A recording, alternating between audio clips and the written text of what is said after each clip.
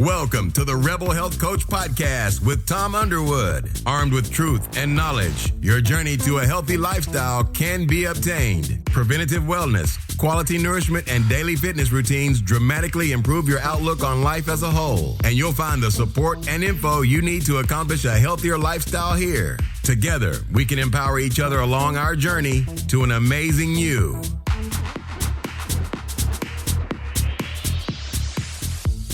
Welcome to episode number 9 of the Rebel Health Coach Podcast. Kombucha, you say? With Amanda Buse. And in today's episode, we will be talking kombucha, the health benefits to your body, why it's become so popular, and how to brew it in your own home with a simple recipe in the show notes. Thank you and enjoy. All right, Amanda, welcome to the Rebel Health Coach Podcast. Thank you for taking your time today to join me to discuss kombucha and how to brew it at home. Thanks, Tom. Thanks for having me. You're so welcome. As I ask all my guests, why don't you give me a brief flyover of yourself and your background and what got you into kombucha? Well, Tom, I'm a functional medicine health coach, and I teach local aromatherapy, nutrition, and kombucha workshops here in the Hershey, Pennsylvania area. And I had a health coach friend originally teach me how to home brew kombucha, and it's been so popular lately that I've had a lot of fun teaching these workshops and sharing my love of kombucha with others. And how many people do you get at your average workshop for kombucha?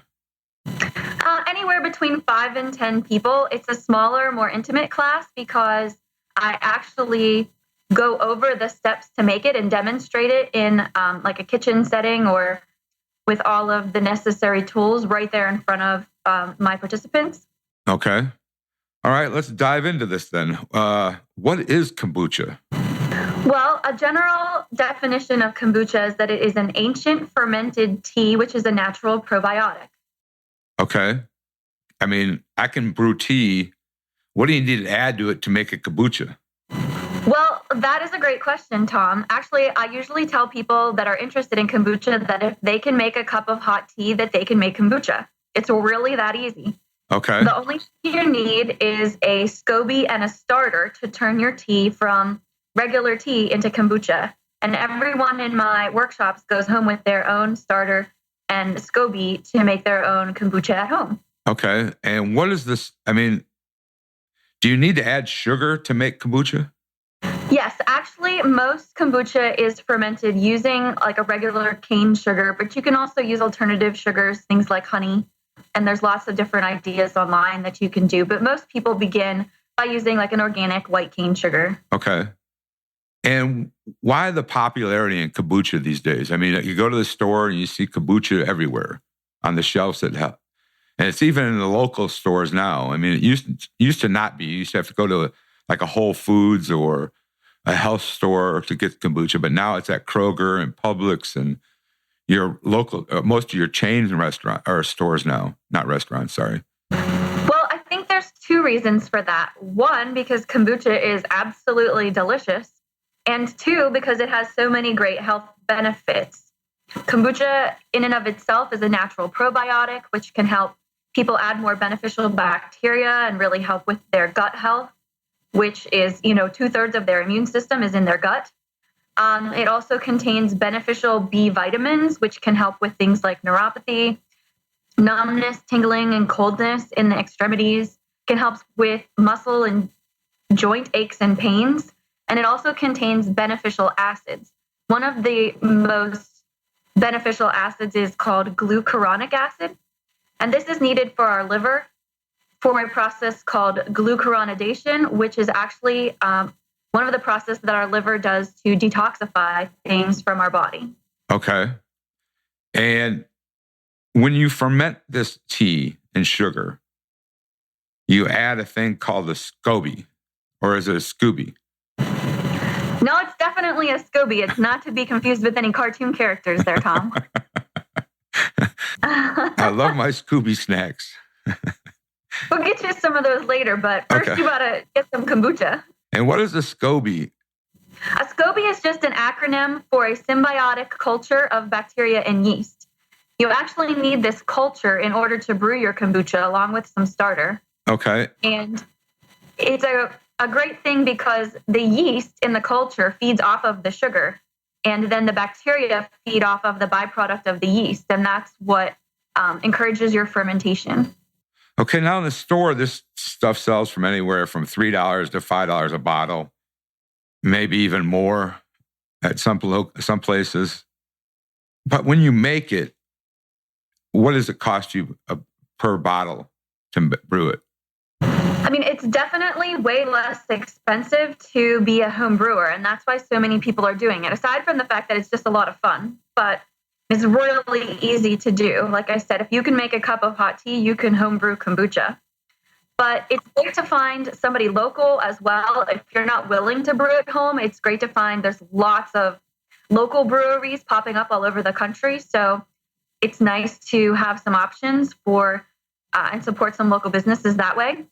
I even read an article the other day that they're brewing, there's a brewery in Michigan, I believe, that's actually making a kombucha beer. There are definitely lots of things that you can make from kombucha. I know people are making all kinds of mocktails or kombucha cocktails.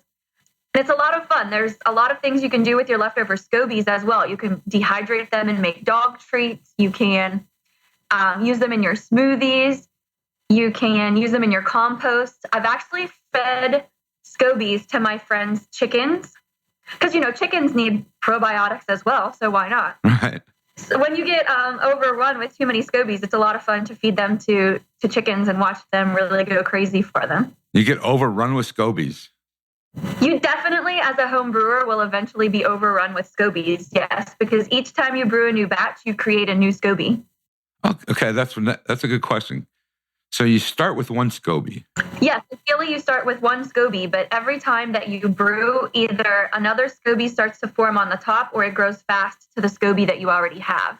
Okay, and then what do you do with the Scoby after you're done? Like, say you brew a batch and you put your initial Scoby in there. What do you do with the Scoby after that? Do you just toss it or you reuse that Scoby? Well, Tom, I've definitely heard of people tossing out their Scobies once they've used them, but that's not at all what I would recommend. You can definitely keep reusing a Scoby for a very long time, even up to a year or longer. You're just going to want to see what the general health of that Scoby is. But yeah, you can keep brewing with the same Scoby over and over. So most new home brewers are going to start with one or two Scobies, and they're going to need these additional Scobies to make more batches to be able to brew enough so that people could drink it daily. Okay, so how do you preserve your Scoby? You're just going to put it back in the starter. I mean, each time you're going to use it to make a new batch. So you just keep reusing the same Scoby and keep making new batches of kombucha. Okay, so let's say I make a batch for a week. So on Sunday, I brew a batch. How long does it take to ferment? Or how long does it take till it's ready for you to drink? Well, Tom, that's a great question because you don't actually want to brew your kombucha too frequently because you want to let it get enough of the beneficial vitamins and acids that we discussed to make sure that it's going to be a healthy drink for you and to make sure for your own safety because we're dealing with live bacteria that it's a good, strong brew. So I never recommend that anybody brews kombucha for less than a week. A sweet spot probably for brewing, and it can be to your individual taste, but it's probably somewhere around 2 or 3 weeks. Okay, so this Sunday, if I ferment some black tea and sugar, I mean, I don't want to get too far ahead of ourselves because I want to go over the steps. Okay. But you're averaging about a week. Or you're saying wait 2 weeks before or do you try it after a week and see how it tastes? Well, you can definitely taste your kombucha. I recommend that you just get a little straw, like maybe a plastic straw or something, and stick it down in the kombucha just to get a little taste of it. Okay. So you can definitely taste it along the way to see if it's where you're going to like it. But usually after a week, it's still very sweet, and it still tastes very much like sweetened tea and not necessarily fermented yet. So I like to leave mine for about 3 weeks, and then I do what's called the second fermentation. Okay. And the second fermentation is where you're going to do most of your flavoring. And there's 2 ways that you can do the second fermentation. You can do it by putting the fresh fruit or different herbs and things like mint or different spices like ginger. I love using ginger. You can go ahead and in your finished kombucha, put some of these flavorings and then just store it right in the fridge. And it will continue to slowly take on the flavor of whatever you put in it. But another way to get really great fizzy kombucha, and which is something that a lot of home brewers really strive for, is to get a great fizzy, bubbly ferment. You would need to do this on your counter. And so you would need to do a second ferment, just allowing it to sit on your counter with a lid on it. Okay. Now, when you have the lid on it, is the Scoby still in there? No, for your second fermentation, you want to remove your Scoby, and you're going to use that to make your new batches of kombucha. The second fermentation is really all about the carbonation and the flavoring. Okay. So when you ferment this tea, it has a lot of probiotic effects. As you and I both know, probiotics are good for your gut. What probiotic is mainly, or what probiotics come out of this fermentation? Well, Tom, that's a very individual to each person's brew. So it can vary differently from batch to batch. But there are about a dozen different main strains that are typically found in a kombucha. One of the main ones being lactobacillus. But there are definitely a lot of different strains of probiotics that can be in your brew. I actually usually tell people attending the workshop or whatever that if they want to find out the specific strains of their kombucha, they'd actually have to have it tested. Okay, by a lab? Yeah. Okay, so we don't need to do all that. We just need to drink the stuff, right? Hey, I mean, it's once you get hooked on it, you are stuck for life, I think, because if you can get some health benefits out of it, if you can get it to have an impact on your health, and it's just as easy as drinking something that actually tastes good, then I think it's an easy, healthy swap. I've actually used it to help my clients reduce their soda intake or reduce the alcohol intake because it still has a little bit of that alcoholish taste because it does contain a very small amount of alcohol. Anything fermented is going to contain a small amount of alcohol. And typically kombucha is around 0.5% alcohol. Okay. So like a Coors Light. It's definitely not a strong alcohol flavor unless you brew it with that intention. But it does have a very small amount of alcohol in it. So it does kind of give people the taste that they're looking for. If they've been used to drinking, alcohol more regularly, it's a great way for them to have a healthy alternative to cut back. Preparing for this kombucha podcast, I was reading articles, and I think they served a kombucha martini at the Paleo Effects Conference. Yeah, that sounds cool. Yeah. So I don't know remember what they called it, but that's there. But as far as alcohol content, you have to drink a lot of this to get a buzz. Usually I just tell people that they can drink about as much as their body will allow them to drink because your body's really going to tell you when you've had enough or when you've had too much. It might make you have loose stools or it might give you an upset stomach if you really overdo it. So I think you're probably not going to be able to overdo it in the alcohol unless you're really brewing it to be alcoholic. But you have to recognize that each person is very individual and somebody who's very sensitive to alcohol may have a stronger reaction than another person. Okay. So what is the history of kombucha? Well, that's a very interesting question, Tom, because there's no real way to nail down exactly what the origins of kombucha are because it's just that old. It's thousands and thousands of years old. And the story I know goes that it actually originated in China, but there was a Japanese man who I believe had a last name something like Kombu, Kombu. He had a name that was actually then given to the product because he visited China and loved it so much that he then went around in his travels and shared it with all different countries and cultures. So he's really the one that they credit to, making it famous. Okay. And cha means tea. So this guy named Kombu and then tea. So kombucha. All right. We got that. What are some of the benefits of kombucha? I mean, we have detoxification, aids in digestion. Have you noticed a difference in starting to drink kombucha on a regular basis?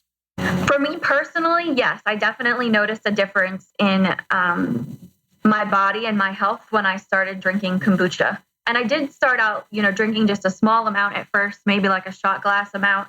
And then you can gradually increase that over time. So if someone is just starting out drinking it, it may be, they have to be something that they work up to, being able to drink a larger amount daily. But definitely I noticed different things like increased in my energy. It definitely improved my mood. I definitely noticed that it helped with my aches in my muscles and my joints. I know other people that have said that it really has helped promote their gut health and that it helps promote, healthy bowel movements and helps keep them regular. I know other people that have just been able to make it a healthy habit, like I said, in replacing other beverages in their diet, maybe other unhealthy choices. So there's lots of great ideas for things that you can use kombucha for. Okay. Kombucha, as far as your joints go, I know kombucha is full of glucosamines. So that would help you with the preservation of collagen in your body and prevent some arthritic pain and other pains in your joints and stiffness. So how about weight loss? Does it weight loss anywhere? Does it help with weight loss? Potentially. For certain people, it might help them, increase their weight loss if that's their goal, especially if they've been drinking other unhealthy beverages. If you've been drinking soda every day and you replace that with kombucha, then I definitely can help you lose weight. Whether that's diet soda or regular soda, I think you'd be much better off drinking something like kombucha. And now a word from our sponsor. We'll be back in a minute. We all know that eating healthy is a part of becoming a better person. But if you're finding the organic and non-toxic products too expensive or hard to find, then ThriveMarket.com, the healthy online shopping club, is your solution. Like the Costco meets Whole Foods for everything healthy online, you'll get the best organic and non-GMO brands up to 50% off retail prices, shipped nationally to your door for free within 2 to 3 days. When you become a member, ThriveMarket.com will donate a free membership to a low-income family, teacher, or veteran, so we can all thrive together. You never have to pay full price for healthy food again. Go to thrivemarket.com/therebelhealthcoach to get your free jar of coconut oil and 15% off your first order. This offer is valued at $18 and available for our listeners only on this special link. So here it is again, thrivemarket.com/therebelhealthcoach. Well, you and I both know, just a little background before I go into this, that Amanda and I are going through the same functional medicine practitioner's course with the same instructor, so we know each other from there. And you and I both know that if you heal the gut and prevent leaky gut and prevent all kinds of bad things in your gut, that you're going to feel better. You're going to increase your awareness and your energy because the gut and the brain connection is so important. If you heal your gut, you're going to feel better and you're going to lose weight. So I think the correlation, in my opinion, is this: you get that sealed and you get that fixed and you make it feel better, you're going to feel better about yourself. So eventually you're going to lose some weight. But I'm not going to sell this as a weight loss pill on Dr. Phil. So no, Tom, there's no magic pill and there's no magic cure, but there's definitely things you can do day by day, daily choices to improve your health.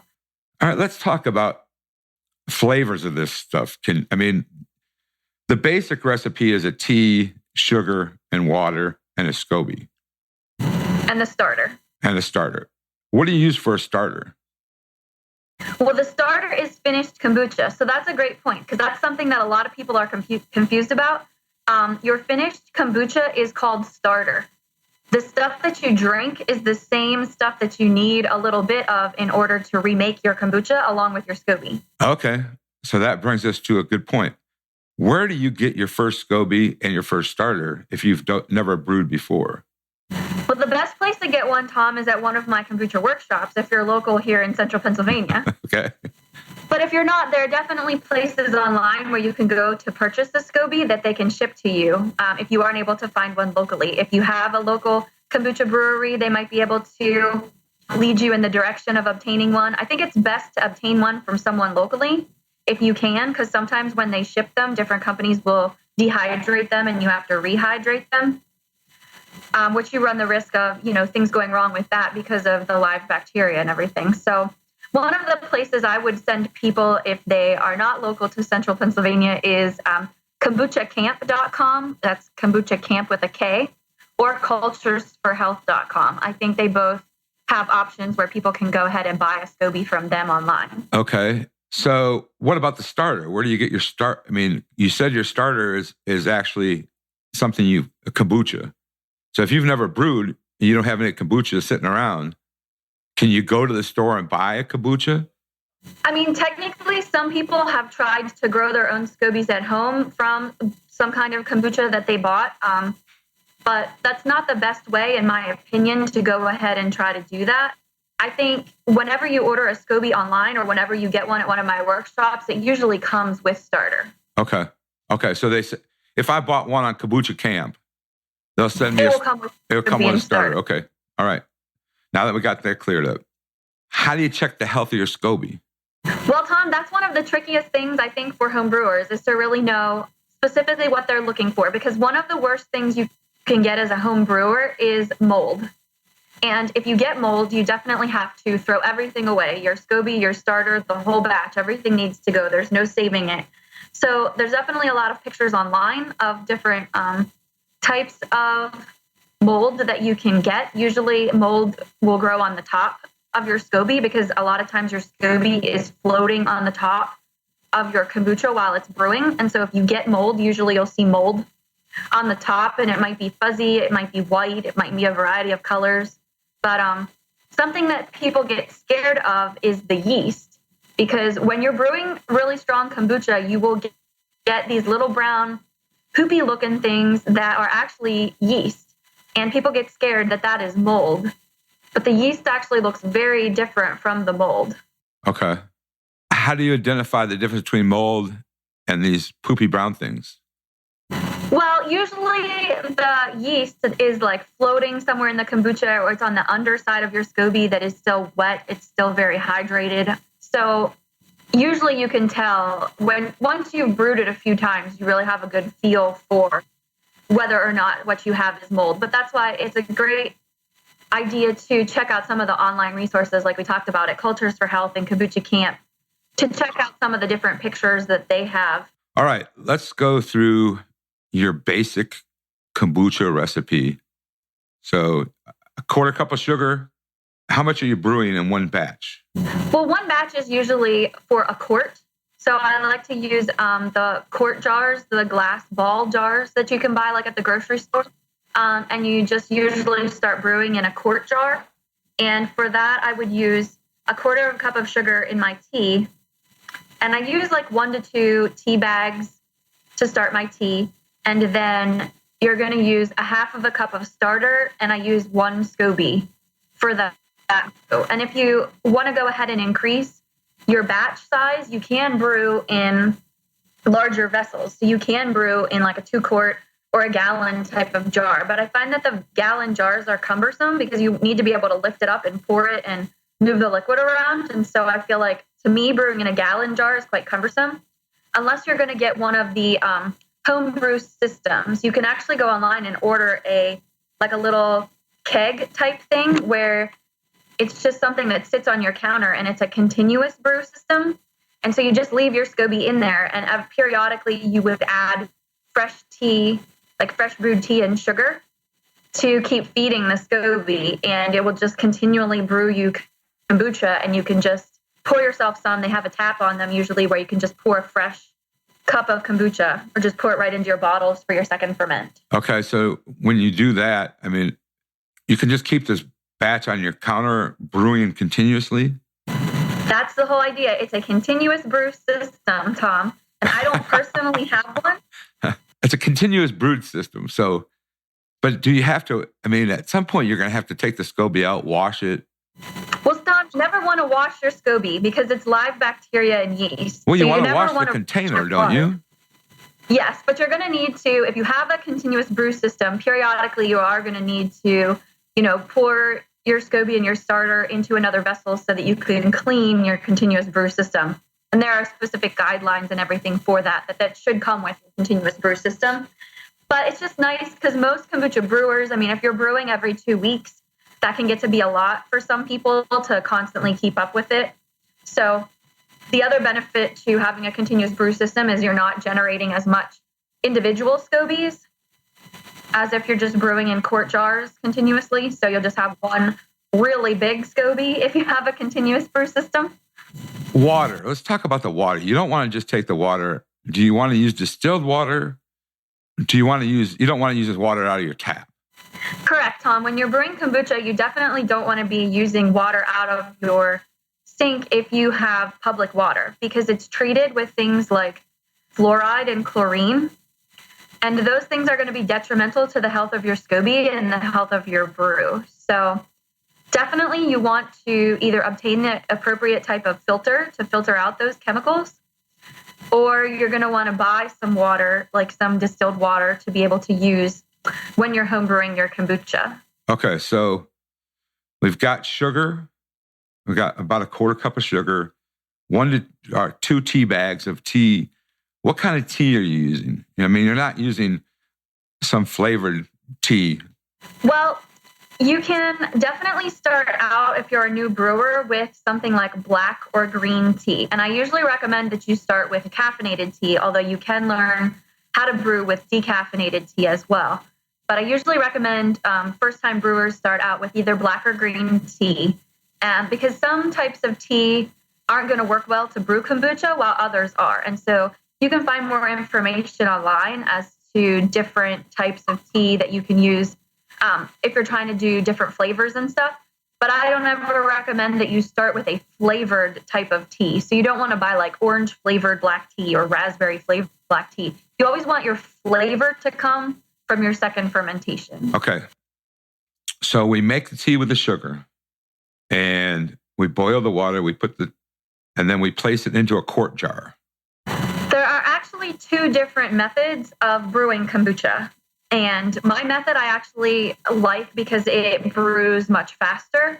So I heat my hot water on the stove, and then you pour it into your quart jar, and I only fill it about a quarter of the way full with the boiling water. And then I put my sugar and my 2 tea bags in that and brew a small amount of tea so that I can fill the rest of the jar with water after I have brewed my tea in it. And that allows it to cool down quickly, because you don't want to cook your SCO.B.Y. You're dealing with live bacteria, and so you can't just throw your SCO.B.Y into a piping hot, thing of tea. You need to be able to cool it down. So other people will actually brew in their quart jar a full jar of tea, or a nearly full jar of tea with just enough room for the SCO.B.Y and starter. And then you have to leave that sit around for a while until it cools down so that you can add the SCO.B.Y and starter. Now, I'm noticing in here that you say stir with a wooden spoon, not metal. Well, there's definitely people who are brewing for a living, the big breweries that use, like stainless steel type of vessels to hold their kombucha. You just want to be mindful of what kind of metal you're using. And so I typically recommend to my classes that people use glass bowls and stuff, like the glass quart jars, or glass pitchers if they're going to be, straining their SCO.B.Ys out of the kombucha. You want to use glass and wooden utensils versus a lot of metal, because the metal can interact with the bacteria in the starter and in the SCO.B.Y. Okay. Then you get it in the quart jar and you cover it with a coffee filter, not cheesecloth, and secure with a rubber band. And date the coffee filter. Why not cheesecloth? Well, Tom, some people have definitely tried to use cheesecloth, but you'll find that the holes in it are too big, and they will actually promote the attraction of fruit flies. And you can end up with all kinds of little things getting into your brew and funking that up. So you're not going to want that to happen, because again, we're dealing with the live bacteria. We want to try to keep everything as sanitary as possible, and you want to keep things from getting in to your brew. So I always, promote people using coffee filters to cover their brew, or some kind of different cloth so that there aren't going to be things getting into your brew. Okay. All right. Now, so we've got this tea in a jar with the sugar. Once the tea is at room temperature, you add your Scoby and your starter. Then you cover it with a coffee filter, date the coffee filter. And now we just sit and wait for a couple weeks. Yep. Now you're going to go ahead and give it time to do its thing. So you want to let it sit somewhere out of the way in your kitchen, or I sometimes say in your dining room if you don't have a lot of counter space. But you don't want to put it in a cupboard because it needs air. It needs room to breathe and the air circulating around it. But you also don't want to leave it sit near your trash can, near plants, near fruit that you have sitting on the counter. So you're going to want to sit it somewhere, maybe in a corner, somewhere out of the way where it's not going to get bumped and knocked into, just to let it do its thing and hang out there and do the fermentation. All right, cool. So after 2 weeks, we're moving on to our second fermentation. You can, yeah. So if you're ready to, at 2 weeks, you can go ahead and remake your kombucha all over again, and whatever is left over, you're free to drink, and you can drink it plain. Plenty of people do. Lots of people love the taste of plain kombucha. But if you want to flavor it, then you can go ahead and, if you haven't used a flavored tea or something like that, like something that you were using in your first ferment to flavor it, you can go ahead and, add your fruit or add your herbs and different things to do your second fermentation process. Okay. So after 2 weeks, we want to test our kombucha to see if it's it's where we desire it to be. You can taste it after 1 week or 2 weeks to see if it's kind of at a flavor where you want it to be. Yes, I think each individual person is going to have a different taste for it and is going to brew it to a different period and a different taste for their liking. Okay. So we taste it. We take a little sip with a straw. We decide, okay, I like this flavor right here. It's not too sugary. It's not too sour. It's just about right. Like the Three Little Bears would say. It's just right. So now we want to add a flavor. Let's add a flavor. Let's take a flavor and something, add it to it. How do we do that process? Well, there are a couple of different ways that you can do that, Tom. So you can go ahead and use fresh fruit, or you can use frozen fruit to put that right into your kombucha that is left over that you're going to drink. So you can just put that in the jar with it and put the lid on and either put it in the fridge or leave it on the counter. You can use different herbs and spices to do your flavoring. I know one of my favorite flavors is ginger, and you can use fresh ground ginger, or you can use, right out of your spice rack and just throw a little bit of that in there. Ginger berry is one of my favorite combinations. I know a lot of people like mint. We'll put in fresh sprigs of mint. So you can put in all kinds of fresh herbs and spices and any kind of fresh or frozen fruit, and they make a bunch of different flavor combinations. One of my favorites is peach. I absolutely love brewing kombucha with fresh peaches. Okay, so let's go with peaches. Let's run with peaches. Since I'm from Georgia, or I live in Georgia, there you go. This is the peach state. We're going to brew some peach kombucha today. So we got it's 2 weeks. We're 2 weeks in, and now we want to do our second fermentation. Do we take fresh peaches or frozen peaches and put them in there in the same quart jar? Am I correct? After you have remade your kombucha, so after you have remade your kombucha with your Scoby and your starter and whatever you have left over that you're going to drink, then you would transfer that to a new jar and you would put your flavorings in that. So if you want to put peach in, then you would wash your fruit, chop it up, and put it in. Maybe you can put in as much fruit as you like. Maybe a quarter cup, maybe a half cup. It depends on how sweet you want it and how strong you want the flavor to be. It's also going to depend on how long you let it ferment. On the counter, you can let it sit anywhere from 1 to 30 days. You definitely run the risk, if you're not using the right types of bottles, that it will explode. Because when you're putting lid tight on it and it's fermenting, it's definitely having increased pressure in the bottle, and there are lots and lots of people who have had it explode on them. So we're putting a lid on at this point with the peaches in there. Yes, the second ferment, you're going to put the lid on it. The first ferment, you're not. Okay. And we've removed the Scoby, and we've taken a little bit of these out of there for a starter for the next batch. Yes, you need at least a half a cup for each quart jar that you're going to make for your new batch along with your Scoby. So the first time you rebrew, if you only have a quart jar, you're not going to get a lot to drink. But over time, as you grow more and more Scobies and you'll be able to make more and more kombucha, you definitely will have a lot more to drink. Okay, so we leave the peaches in there for 2 weeks. Then do we strain the peaches out of the kombucha you just made? You definitely can strain them out. There's nothing wrong with eating the peaches. So sometimes I leave it in and sometimes I take it out.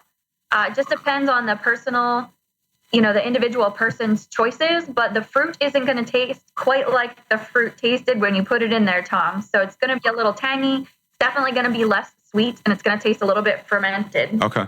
Lots of people love it. Okay. All right. Now, we've got our finished product and we started a new batch. If, say, I wanted to make bacon kombucha. I have no knowledge of that. As you roll your eyes, I'm like, okay. All right. We'll play around with bacon kombucha on this guide. You do that on your own time, Tom. Okay. I'll do that on my own time. If I'm not going to brew a batch right away, what do I do with my SCO.B.Y? Do I put it in a plastic bag and put it in the refrigerator? Tom, you're not going to save your SCO.B.Y in the refrigerator. So one big tip that you never want to do is put your SCO.B.Y in the refrigerator, because then it's not going to be viable for brewing.